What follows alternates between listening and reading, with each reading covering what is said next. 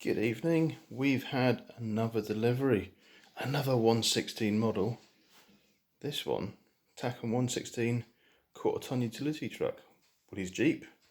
As you'll know, we also do our own version of this. It's just the quarter-ton utility truck. This is our little one here. This is our first prototype one, and it is fully RC. Got a little driver there. As you can see how it's set up. It's got leaf sprung suspension. It's got dual motors on this.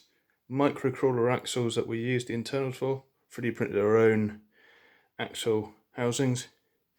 This works extremely well off-road. But when this came out, I thought maybe get hold of a copy. And again, like we were saying with another model that's just come in, why not use the top of this coupled with the bottom of ours? So we're putting WCP chassis as like a conversion kit, but use the injection molded top. It might be a little bit more cost effective as well, because when we're 3D printing it, it does take a lot of, well, resin is what we do the body in now, but it's a lot of cleaning up. And if we don't need to do that cleaning up, and we don't need to use that resin, or maybe just more efficiently use it for the smaller details. But yeah, we use this top. First things first, driver, good, like that, to be able to see how that driver compares to this little dude. What we've got in here, shovels and frames, lower undercarriage, bits and pieces. And right, here's some of the,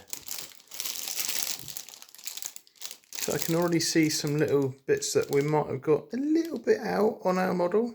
You know, again, I'm happy to say that. We were working off what the best material could get hold of. But, like Lemson bonnets and scuttle panels don't look too far, just eyeing them up. Let's just put that there. What else we got? Wheel size, that would be a good one to compare, wouldn't it? Just line it up again. Yeah, we're really like bang on the money. This is good to know. And here's the chassis. So, yeah, they've got an injection molded on the side, and then they've got this chassis here, obviously couples together. I still think that might be a little bit flimsy. We'll test it. We'll bond them together with some solvent weld. We'll test it on that. We might modify that. If it doesn't work, we'll make sure that we modify our chassis to couple with this body. There might be a few cuts and stuff that we need to make. So there might be cuts in the floor and stuff to make space for the motors, but that's fine. That is a little bit of a disappointment. On the Dashwork 250 kit, they had nice rubber tyres. On this, it's just solid tyres.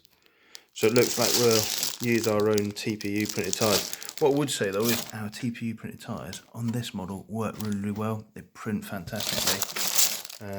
So we'll use those anyway. Yeah, lots of engine details. We won't have space for an engine with all the electronics. I mean, if you have a look at this, that's underneath the bonnet of our one. There's a servo in there. There's a receiver in there. There's no space. Even for the aerial, it's crammed in there. We still haven't sorted out the wiring in the floor, but this is the wiring. And underneath the guys here, there's a small little ESC in there. I don't know if you saw that, but it hides underneath where the petrol tank is, underneath the driver's seat. And the LiPo sits in underneath the scuttle panel, underneath the dashboard. It all hides away really nicely. But yeah, we'll see if we can do the same thing with this kit. Yeah, watch this space.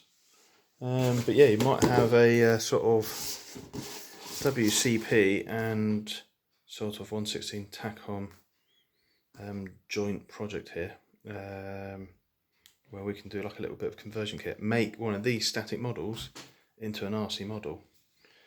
Do it as a quick, easy DIY project. So watch this space. Take care, guys. Good night.